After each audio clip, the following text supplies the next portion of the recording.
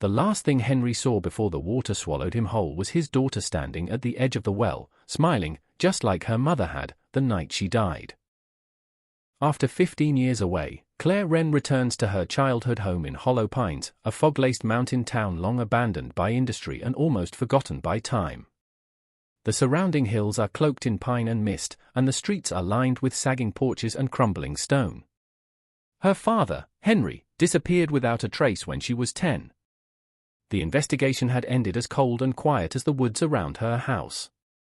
Her memories of that night are fragmented: shards of rain, a scream muffled by thunder, and the smell of wet earth. Claire inherits the Wren estate after her reclusive Aunt Lillian dies in her sleep. The house is perched on a cliff above the tree line, its peaked roof leaning like a tired sentinel over the forest. Every board groans. The windows seem to watch. Her childhood bedroom is exactly as she left it, right down to the half-finished drawing on the wall and a cracked porcelain doll sitting on the shelf. The townspeople are wary of her. She visits the grocery store and receives polite but clipped responses. Old Mrs. Hargrove won't meet her eyes. The mailman crosses the street when she walks by. Even the preacher at the chapel pauses when she introduces herself. She unpacks slowly, methodically.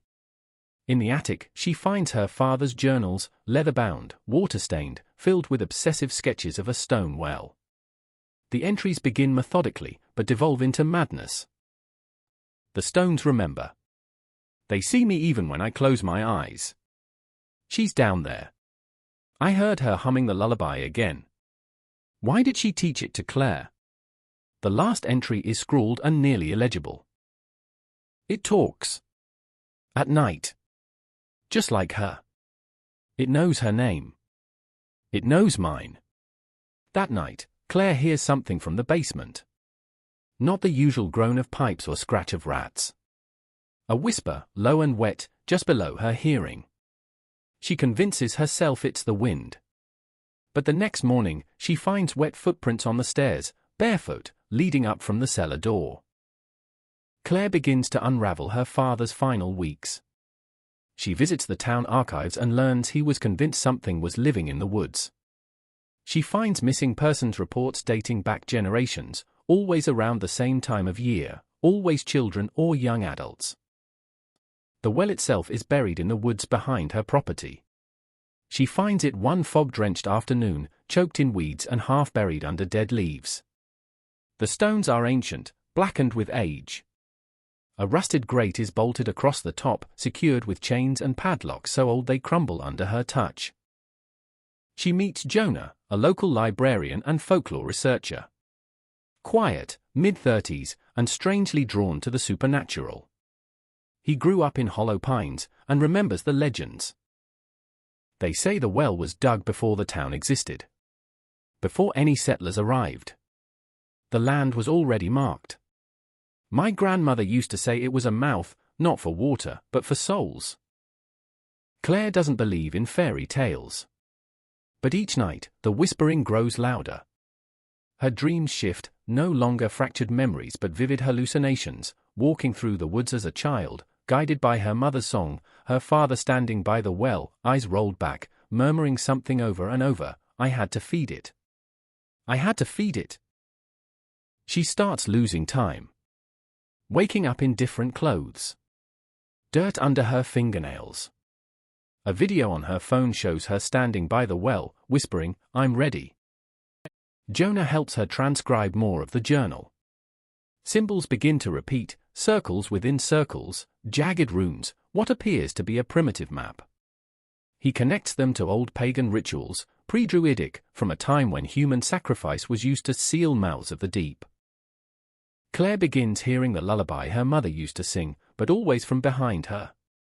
Never from memory. Always just out of reach. One night, she walks into the forest barefoot, guided by the voice. She wakes the next morning on the edge of the well, her hand gashed, blood smeared across the stones. The grate is open. The next day, Jonah finds Claire in a trance. She's sketching the runes from memory, murmuring in a dead language. He shakes her from it and insists they confront whatever is in the well. She agrees, desperate to know the truth. They return with ropes and lanterns. The descent is narrow, a spiral carved directly into the stone. The walls are slick, covered in lichen, and pulsate faintly in the lantern light. After an hour of descent, they reach a massive underground chamber, cathedral-like, with vaulted ceilings and a pool of black water in the center. The symbols glow faintly around the walls. A low hum fills the chamber, a voice made of many. Claire hears her name. Jonah hears his dead brother's voice. The pool begins to ripple. From the water emerges a figure, first her mother, then her father, shifting faces, all speaking in harmony. You called us. You bled for us. You belong to us. Jonah screams as tendrils of shadow drag him into the pool. Claire tries to pull him back, but he vanishes beneath the surface. The chamber begins to collapse, the ceiling cracking, the runes flickering. Claire finds a stone altar in the center of the chamber. On it, her father's final message carved in blood, "Do not take the deal. It always lies." She remembers her father's final journal entry and speaks the words aloud, "I gave you love. You gave me rot. Take my soul, but not my daughter." The voice howls. The chamber tears apart in a cyclone of shadow and screams. Claire is thrown against the wall and loses consciousness. Claire wakes in her bed. Morning light filters through the windows. The house is quiet. Too quiet. She stumbles to the mirror and sees nothing. No reflection. Downstairs, the front door is open. On the porch, Jonah's coat, soaked and folded. In the pocket, a black stone with a glowing symbol. She tries to drive out of town, but every road loops back. GPS spins. The gas station she stops at vanish when she turns around. Her calls go unanswered. Emails bounce back. In the town, people look past her. Children run through her like mist. She finds her name on a tombstone, her death recorded 3 days prior. Back in the house, the journal continues to write itself. In her own handwriting. She sees her mother standing at the edge of the woods, humming. When she blinks, she's gone. 6 months later, a new family moves into the Wren house. A man, his wife, and their young daughter. They laugh. They settle in. One night, the little girl finds a leather-bound journal hidden beneath the floorboards. She opens it. The last page reads. It talks. At night. Just like her. It knows her name. It knows mine. She smiles. At the edge of the forest, Claire stands, watching. The wind carries a whisper. Welcome home.